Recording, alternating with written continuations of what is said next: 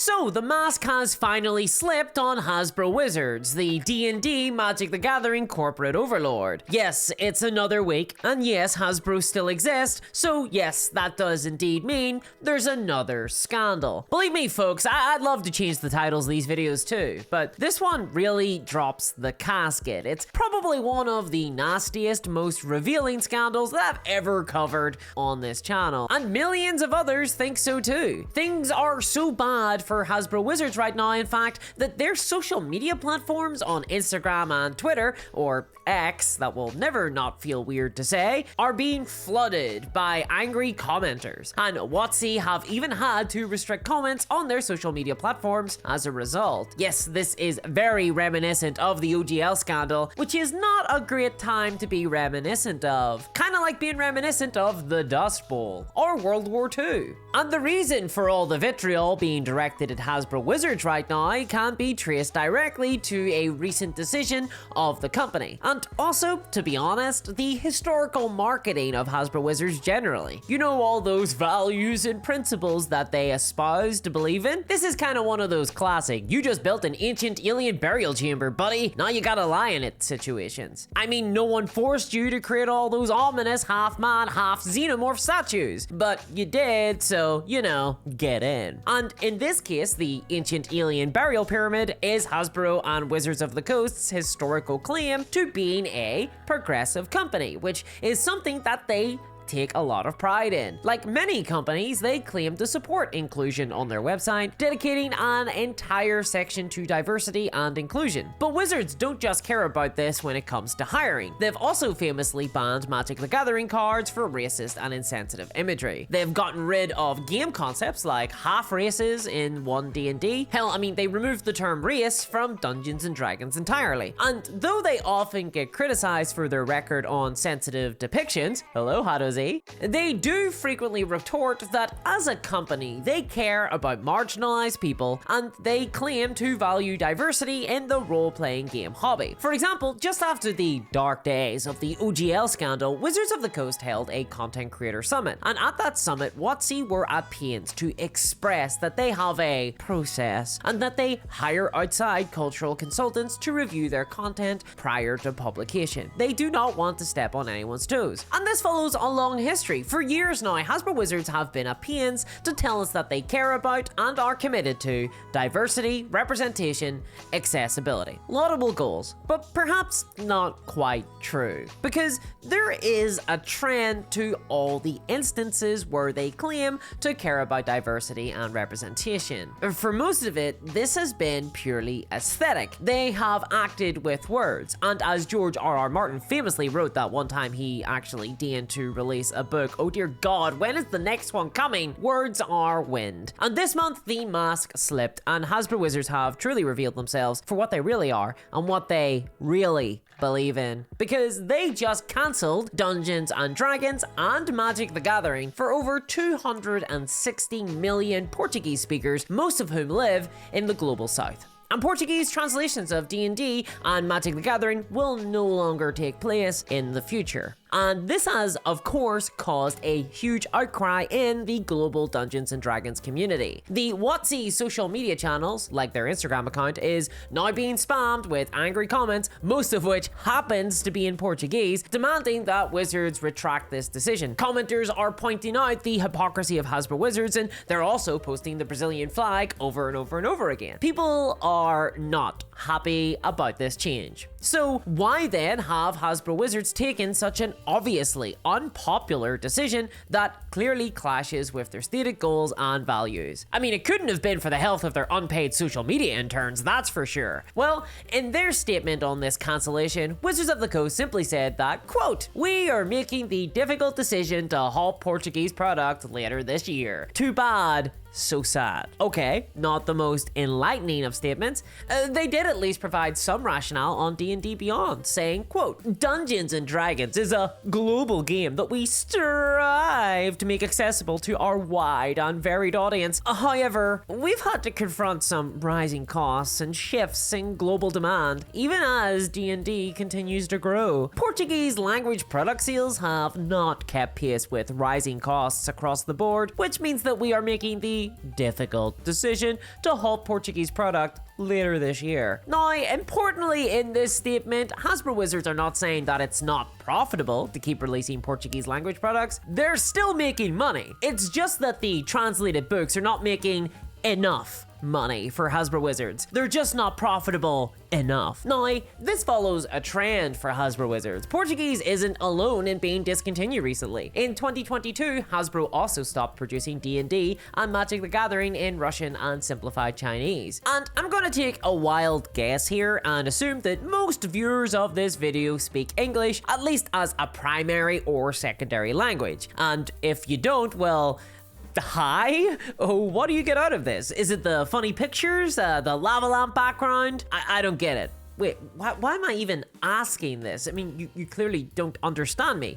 Hit the subscribe button down below. The button lights up now, so they'll see that at least. Yes, that was a naked attempt to get you to subscribe. You should do so. Anyway, everyone is affected by this, even non-Portuguese speakers, because all role players are enriched by the addition of new people from other countries into our hobby, and the expansion of the hobby worldwide is really useful for everybody. And part of that includes welcoming people who speak different languages from us. I mean, as a society, as a community, where would we be if D&D hadn't been translated into Japanese? We wouldn't have elf gang hentai, that's for sure, and that's not a world that I want to live in. This is important stuff. Who knows what strange and imaginative masturbation material, or otherwise, that we're leaving on the table here. The games that we play should be available to everyone. Plus, you know, there also tends to be a lot more content creation around D&D and other role-playing games these days,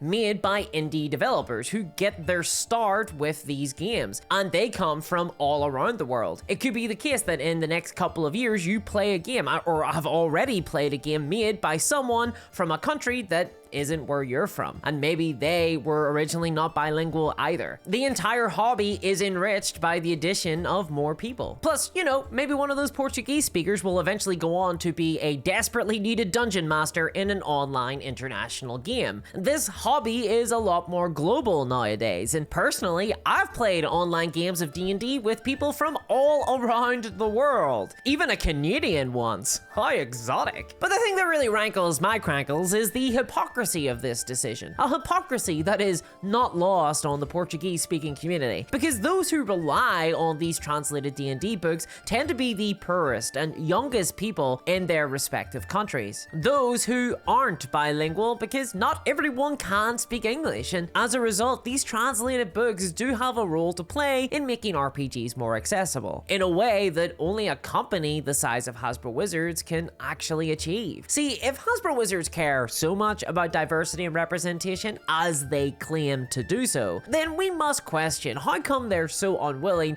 to accept slightly less profit in this instance in order to actually affect structural change, one that would actually lead to more diversity and representation in the hobby. I mean, it's all well and good to claim that they want to responsibly represent different cultures in the text of their games, but that sentiment is utterly undermined if that diversity is not reflected in the audience of people that can play the game as a result of their very own decisions. It's like having a celebration of Black history at a whites-only country club. These performative gestures of art and aesthetic, they mean very little if the words of inclusion aren't actually put into action. Of course, the reality is that Hasbro Wizards talk about how much they care has always been just that. Talk. And now that we're in a push turns to shove situation, their real values are slipping out. Surprise! It's money, and lots of it. They don't care about representation, they don't care about accessibility, and they don't care about inclusion. I mean, sure, individuals within Hasbro Wizards might care about those topics, but as a company, as a corporate structure, Hasbro Wizards only cares about those things when it makes them more money, when the language of these topics can be taken advantage of, and when that leads to an increase in profit and good press. In other words, Hasbro Wizards are fine with sweatshops in other countries, not so much with translated D&D. But perhaps the most ironic part of this decision is that it is so short-sighted that not only does it fuck over the Portuguese-speaking community, but it's also screwing over Hasbro themselves in the long term. See, what they're doing looks a lot to me like a classic business scheme called the rank and yank. No, it's not a sex act. This is where a corporation figures out where its bottom 10% is and just cuts it off totally. This is a business scheme that was developed by the professional psychopath Jack Welch in the 1980s as a general principle of how to manage a workforce. But since then, it has evolved to incorporate an entire management style. Focus on the top 10% of profitable enterprise. Cut the bottom 10%. Be that an underperforming department, underperforming product, or even an underperforming market. Even if that bottom 10% is still generating profit and growth. I mean, this is kind of like how after defeating the big bad evil guy at the end of a D&D campaign, the sensible party will obviously collectively decide to kill the lowest damaging party member. That way you can share the loot with less people. And we all know which one has to go. Come here, Bard.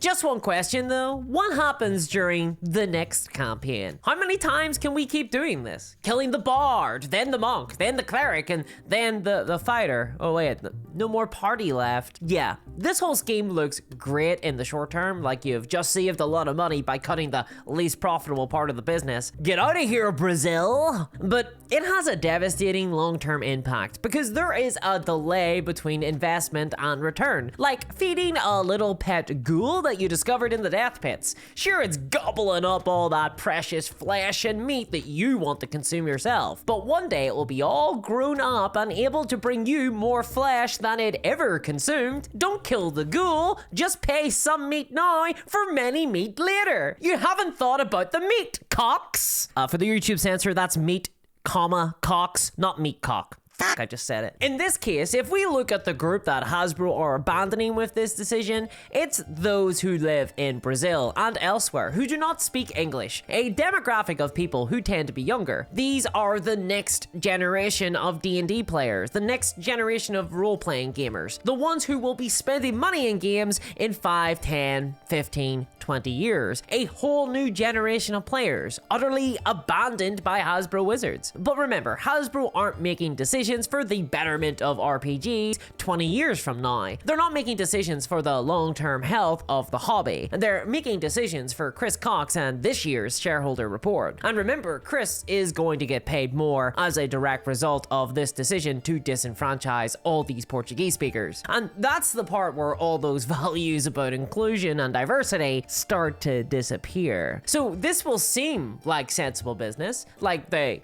had no choice in the short term. But it betrays Hasbro's own future, the future of D&D in Brazil and elsewhere, and ultimately reveals that Hasbro don't care that much about diversity, representation, and inclusion when those values and principles actually cost something for Hasbro Wizards or, God forbid, require some level of investment or effort. Suddenly, the company wants nothing at all to do with them. And I suppose we probably should have seen this coming, because back during that content creator summit held after the OGL scandal, WotC were actually asked about what they were doing to make games more reasonably priced and accessible in countries that have worse socioeconomic conditions than in the USA. And WotC, at that time, had no answer at all. Their response was, quote, "Great question, not one we've tackled yet." Well, now I guess we've got our answer. And if you want to support the channel, support this content, please check out my Patreon at patreon.com/discoursminiatures. You get access to a full free horror game, secret live streams, and bonus videos reviewing war games and RPGs every single month, including the video this month where I review the solo co-op war game RPG called